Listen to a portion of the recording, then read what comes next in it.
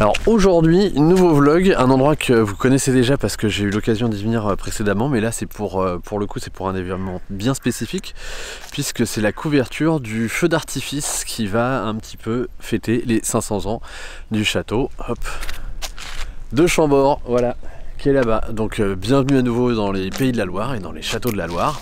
Bienvenue dans ce nouveau vlog, bienvenue dans cette nouvelle aventure.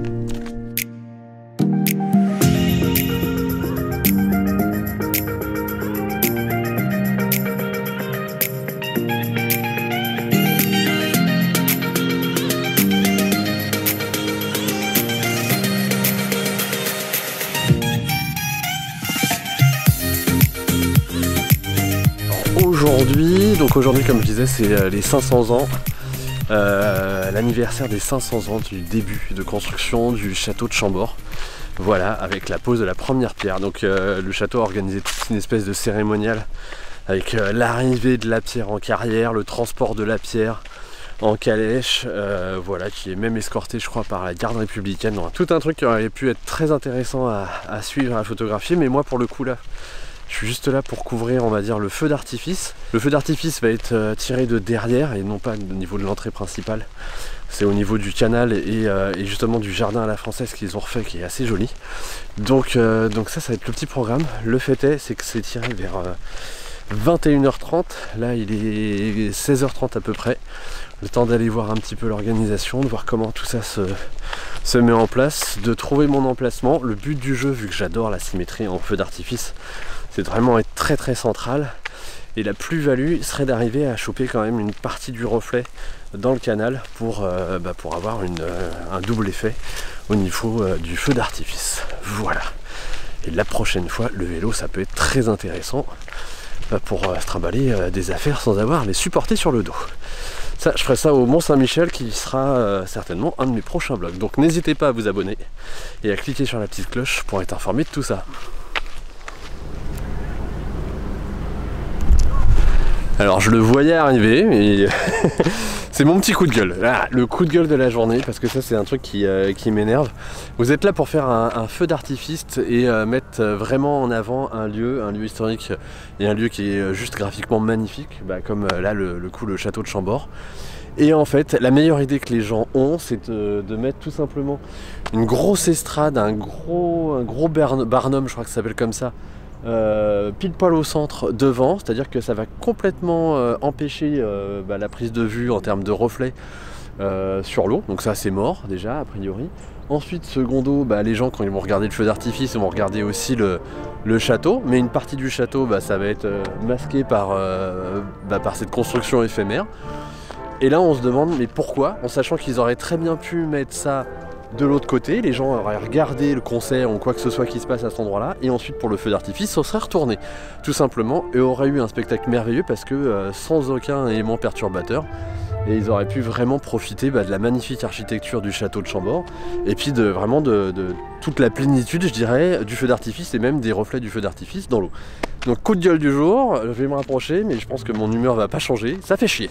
Alors voilà, il y a Emmanuel qui vient de me rejoindre. Alors Emmanuel, vous l'aviez vu déjà dans le précédent vlog sur le feu d'artifice à Paris, tout simplement. Il était avec moi, on s'était même rencontré là-bas, c'était très sympa. Et là justement, il m'a parlé du feu d'artifice de Saint-Cloud qui a lieu demain en fait. Mais là justement, pour le coup, c'est moi qui ai eu l'info sur le feu d'artifice de Chambord. Donc je lui ai dit, vas-y, viens, on va faire mumuse. Et en fait, par rapport à l'estrade dont je vous parlais tout à l'heure, et grosso modo, on va peut-être faire un parti pris, on est en train d'aller voir.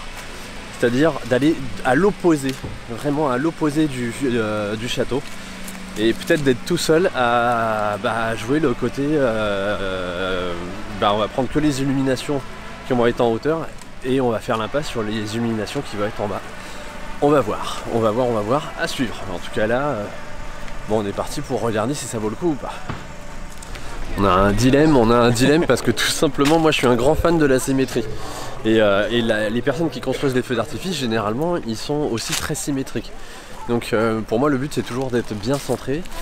Mine de rien, on pourra éviter l'estrade en se mettant sur le côté, mais moi ça me chiffonne. Ça me chiffonne. On va voir, on va aviser. Alors le monde est petit parce que je viens de rencontrer un pote photographe, Fred, qui est vraiment un spécialiste, mais vraiment un grand spécialiste de tout ce qui est feu d'artifice. Je mettrai le lien à nouveau dans la description vers son travail, vous verrez, c'est vraiment un super spécialiste de ça qui nous a permis de se rapprocher, voilà, parce que lui il était déjà positionné, même si lui en fait il va bouger. Parce qu'il va directement aller sur la terrasse qui va lui donner un angle unique et très particulier. Donc ça c'est super pour lui. Et nous, quant à nous, avec Emmanuel, on va vraiment se positionner au niveau de l'angle ici pour jouer sur tous les reflets. Et on espère que ça va bien fonctionner pour ce soir. Mais déjà en termes d'emplacement, on est quand même royal. Bien voilà, c'est le moment de l'attente. C'est le moment où j'ai déjà construit mon image dans la tête. J'espère vraiment avoir fait le bon cadrage parce qu'une fois que le feu sera lancé, bah, on n'a pas le choix. Il faut un minimum rester dessus. Je vais avoir 2 appareils qui tournent dessus ce soir. Donc ça c'est plutôt une bonne chose. J'aurai quand même voilà, une espèce de backup de secours. Et voilà, l'endroit, le placement est assez privilégié parce qu'on est vraiment juste au bord voilà, du canal, ce qui va vraiment permettre d'avoir de très beaux reflets normalement en termes de feu d'artifice, puisque si vous pouvez le voir là à l'angle auquel je filme, et bah, grosso modo on a tous les, comment on appelle ça, les lanceurs on va dire, momentanément j'oublie le terme, voilà, qui sont vraiment au bord, et donc là en termes de réflexion on devrait être vraiment à ce qui se fait de mieux, tout simplement. Logiquement au niveau du feu il devrait atteindre en termes de hauteur à peu près 3 fois la hauteur du château. Donc ça laisse quand même pas mal de marge. Malgré tout il y a de fortes chances que dans les photos que je fasse, en tout cas sur les côtés et un minimum au-dessus, ça soit un petit peu coupé, voilà, tout simplement parce que déjà je peux pas anticiper réellement la hauteur et mon cadrage. Mais il y a aussi une volonté de parti pris à vraiment quand même valoriser le château. Je sais qu'il va être illuminé en bleu normalement pendant tout le feu d'artifice. Ça pourrait donner un très beau contraste du fait d'avoir une couleur froide et des projections de feu d'artifice chaudes devant, en tout cas c'est ce que j'espère. Orange-rouge, ça serait royal pour avoir un super contraste. Et voilà, donc là je commence à fantasmer, je croise les doigts, j'espère vraiment que les choses se feront comme ça. Et puis de toute façon, là je vais rentrer dans ma petite bulle et puis je vais vous montrer le résultat. Tout simplement, à suivre.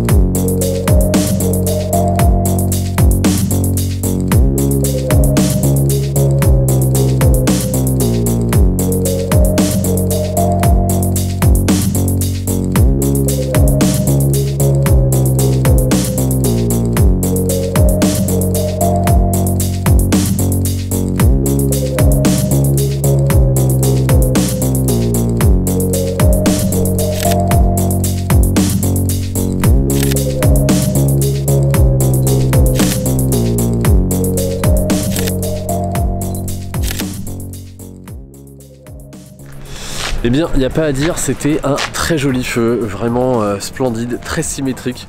Donc moi personnellement, je reste frustré parce que là, pour le coup, j'étais dans l'angle, j'avais tout misé sur un reflet.